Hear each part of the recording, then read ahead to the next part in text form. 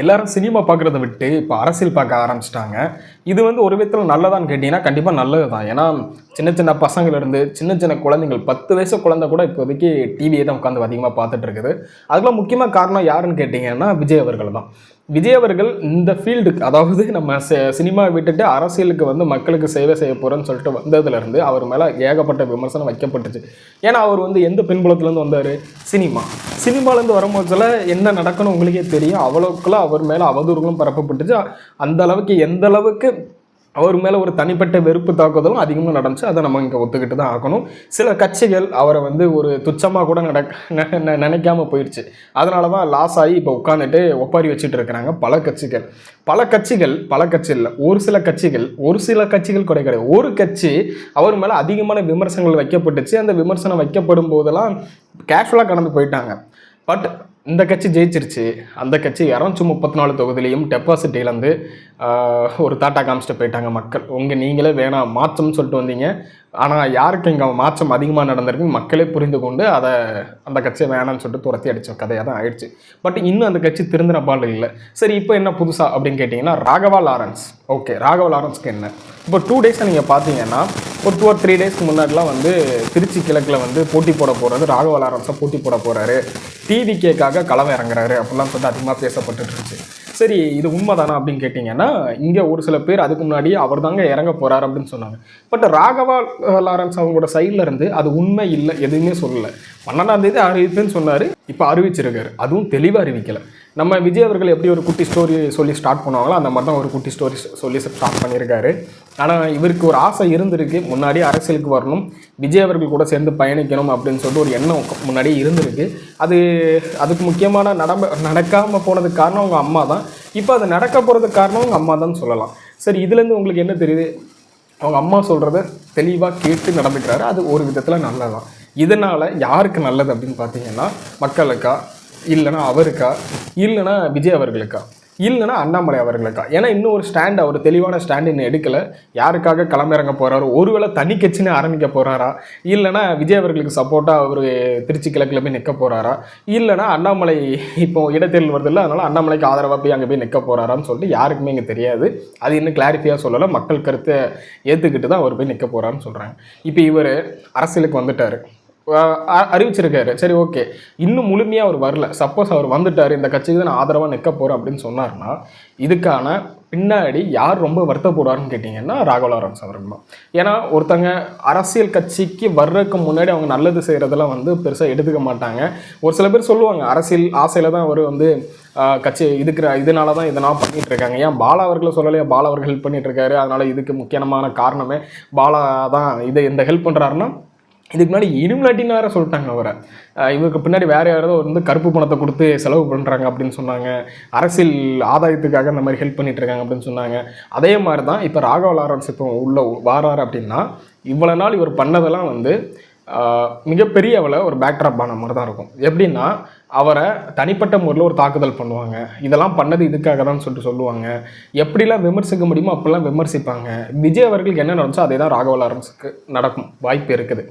எந்த அளவுக்கு திருச்சி கிழக்கு நிற்கிறாரு அப்படின்னா, கேஷுவலாக மற்ற கட்சியெலாம் விட்டுற மாட்டாங்க. நல்லா புரிஞ்சுக்கிங்க, திருச்சி கிழக்கை அவ்வளோ சீக்கிரம் விட்டுற மாட்டாங்க. கிட்டத்தட்ட 5 தொகுதியுமே விட மாட்டாங்க. டிஎம்கே அண்ட் ஏடிஎம்கே, முக்கியமாக டிஎம்கே விடாது.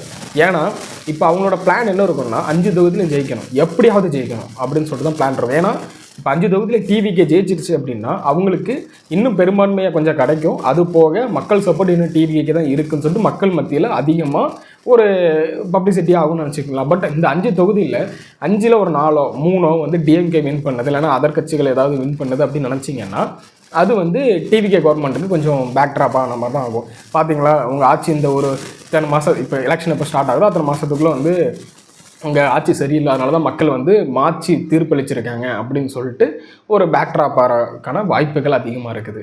சரி, இதனால் என்ன சொல்ல வரோம் கேட்டிங்கன்னா, ராகவா லாரன்ஸ் அவர்கள் திருச்சி கிழக்கில் நிற்கிறாரு அப்படின்னா அங்கே ஜெயிக்கிறதுக்கான வாய்ப்புகளும் கம்மி. எந்த கட்சிக்கு சப்போர்ட்டாக நின்னாலும் ஜெயிக்கிறதுக்கான வாய்ப்புகள் கம்மி. அவரை ஜெயிக்க விட மாட்டாங்க அவ்வளோ சீக்கிரத்தில்.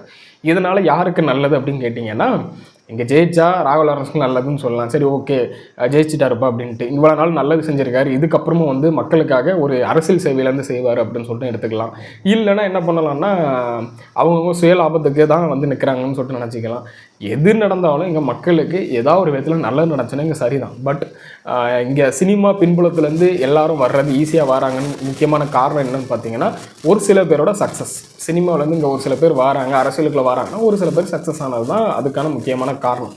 பட் அந்த சக்ஸஸ் எந்த அளவுக்குள்ள இருக்குது அப்படின்னு பார்த்தீங்கன்னா, எம்ஜிஆர் அவர்களுக்கு அப்புறம் சினிமா பின்புலத்துலேருந்து வந்தவங்க பெருசாக வந்து நிலைச்சு நிற்கலை. அதுக்கப்புறம் நிலைச்சு நிற்கணும்னு பார்த்தீங்கன்னா விஜயகாந்த் அவர்கள் தான். பட் அவரும் இந்த அளவுக்கு ஒரு ஓட் பெர்சன்டேஜ் வாங்கலை, இந்த அளவுக்கு ஒரு ஆட்சியில் உட்கார்ற அளவுக்கு அவருக்கு பெரும்பான்மை யாருமே கொடுக்கல. அவர் இறந்ததுக்கப்புறம் தான் இந்த ஒரு நல்ல மனுஷனை நம்ம விட்டுட்டோம் அப்படின்னு சொல்லிட்டு இன்னும் சொல்லிட்டு இருக்காங்க. ஏன் அவர் இன்னும் ஒரு சில பேர் தெலுங்குன்னு கூட சொல்லிட்டு இருக்கிறாங்க. ஆனால் இப்போது தெலுங்குன்னு சொன்னவங்க யாரும் தெரியும், இப்போ எப்படி சொல்ல போகிறாங்கன்னு தெரில.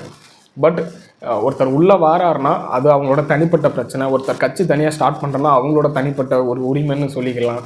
யார் என்னன்னு வந்தாலும் மக்களுக்கு நல்லது செஞ்சால் இங்கே சரிதான். பட் அதை விட்டுட்டு இருந்துக்கிட்டு சுயநலமாகவும் சுயநலத்திற்காகவும் யோசிச்சாங்கன்னா இங்கே எதுவுமே மாற போகிறதில்ல. நீங்கள் இதை பற்றி என்ன நினைக்கிறீங்க? அவர் கட்சி ஆரம்பிக்கிறார், இவர் கட்சி ஆரம்பிக்கிறார், இவர் எலெக்ஷன் நிற்கிறார், அவர் எலெக்ஷன் நிற்கிறார், எல்லாம் கரெக்டு தான். பட் இங்கே யார் நல்லது மக்களுக்கு செய்கிறாங்க? ஏன்னா நீங்கள் நல்லா பார்த்தீங்கன்னா இங்கே நம்ம தொகுதியில் ஜெயிப்பாங்க, எம்எல்ஏவை நீங்கள் நின்று ஜெயிப்பாங்க. எலெக்ஷன் ஸ்டார்ட் ஆகிறதுக்கு முன்னாடி எலெக்ஷன் அனௌன்ஸ்மெண்ட் அதுக்கப்புறம்லாம் பார்த்தீங்கன்னா பூந்து வேலை செய்வாங்க. அதுக்கப்புறம் ஆள் எங்கே போவாங்கன்னு தெரியாது. கேம்பெயின் பண்ண முச்சும் நல்லா பார்த்துருப்பீங்க. அவங்க வந்து இப்போ டிவிகே டிஎம்கே எந்த கட்சினாலும் எடுத்துக்கிடுங்க, உங்களோட வேட்பாளர் வந்து அவ்வளோ மனுக்களில் வாங்கிட்டு போயிருப்பாங்க. அதுக்கப்புறம் உங்களை வந்து எத்தனை தடவை பார்த்தாங்க? இது எல்லாருக்குமே ஒரு கொஸ்டின் இருக்கும். இதெல்லாம் இங்கே மாற்றம்னு சொல்லிட்டு ஒருத்தவங்க வந்திருக்காங்கன்னா அந்த மாற்றத்தை அவங்களும் கொடுக்கணும். டெய்லி அவங்களுக்கு தொகுதியில் விசிட் பண்ணுங்கன்னு தான் சொல்கிறேங்க. நிறைய பேர் அது பண்ணுறாங்களாங்க தெரில. ஒவ்வொரு தொகுதிகளுக்காக போங்க, நீங்கள் ஜெயிச்ச தொகுதிகளுக்கு போய் அங்கே என்ன நடந்திருக்கு, என்ன பண்ணிகிட்ருக்குறாங்க, நம்ம அடுத்தது என்ன பண்ணலாம், இம்ப்ளிமெண்ட் பண்ணலாம் அப்படின்னு சொல்லிட்டு இங்கே பார்க்கணும். பட் இதெல்லாம் இங்கே பார்க்குறாங்களான்னு சொல்கிறது கொஞ்சம் டவுட்டாக இருக்குது. பட் இங்கே ஒரு சில அமைச்சர்கள் வந்து அதை மூவ் பண்ணுறாங்க. அமைச்சர்கள் ஒரு சில பேர்லாம் வந்து நம்ம பார்க்க முடியுது, அதிகமாக உளுந்து வேலை பார்த்துட்டு இருக்கிறாங்க. அதை நம்ம இங்கே பாராட்டி தான் ஆகணும். அதே டைமில் எத்தனை எம்எல்ஏ வந்து போகிறாங்கன்னு சொல்லிட்டு நம்ம பார்க்கணும். இங்கே இன்னும் இந்த ஒரு போட்டா போட்டி இருக்குது, நீயா நானா அப்படின்னு சொல்லிட்டு தான் இருக்குது. ஏன்னா இந்த வார்டு கவுன்சிலர்லாம் நிற்பாங்க, மேயர் ஒரு மாவட்டத்தில் மேயர் அந்த மாதிரிலாம் இருக்காங்கன்னா இன்னும் யார் தலைவர் கட்சி தலைவர் இப்போ ஃபோட்டோ மாட்டுவாங்கன்னு சொல்லிட்டு சண்டை போட்டுட்டு இருக்காங்க. நீங்கள் அங்கே ஒரு கூட்டமே எதுக்கு நடத்துவீங்க? மக்களோட ஒரு என்னென்ன பற்றாக்குறையாக இருக்குது, எங்கே தெருவுலக்கு போடல, எங்கே இன்னும் தண்ணி தொட்டி இல்லை, இதுக்கு தான் நாங்கள் பேசுகிறதுக்கு அங்கே உட்காருவீங்க. ஆனால் நீங்கள் அதை விட்டுட்டு ஏன் தலைவர் ஃபோட்டோ மாட்டுங்க, இங்கே பெரும்பான்மையாக யார் இருக்கிற அவங்க ஃபோட்டோ தான் இங்கே மாட்டணும் அப்படின்னு சொல்லிட்டு நீங்கள் இன்னும் சண்டை போட்டுட்டு இருக்கீங்கன்னா அப்போ நீங்களாம் என்ன மக்களுக்கு செய்ய போகிறீங்க? அப்போ நாங்கள் மக்களுக்கு செய்கிறக்கு நீங்கள் அங்கே போகல, கொள்ளையடிக்கிறதுக்கு தான் போன மாதிரி கதையாக இருக்குது. அதனால் இதெல்லாம் திருத்திக்கிங்க தாங்க சொல்ல முடியும். இன்னும் ஒரு சில இது இங்கே மாற வேண்டியிருக்கு, மாறணும். நிறைய கிட்டத்தட்ட வந்து 1% வேணால் நீங்கள் இங்கே மாற்றிருப்பீங்களே தவிர என்ன 99% இங்கே மாற்றி தான் ஆகணும். மாற்றுங்க, அதுக்கு தான் இங்கே ஓட் போட்டிருக்காங்க, மாற்றுவீங்கன்னு சொல்லிட்டு நம்பிக்கையாக இருக்கிறோம். பார்க்கலாம் எப்படின்ட்டு. இங்கே ராகவ் லாரன்ஸ்லாம் வராரு அப்படின்னா உண்மையிலே சொன்ன மாதிரி காம்படிஷன் இங்கே டஃப்பாக இருக்கும். யோசிச்சு நிதானமாக அவரோட பாயிண்ட் ஆஃப் வியூ என்ன சொல்கிறான்னு சொல்லிட்டு பார்க்கலாம். ஆனால் இதை ரொம்ப பெருசாக இங்கே பேசிகிட்டு இருக்கிறாங்க. அவ்வளோ பெருசு இங்கே தேவையில்லை, கம்மி பண்ணுங்கள் போதும்.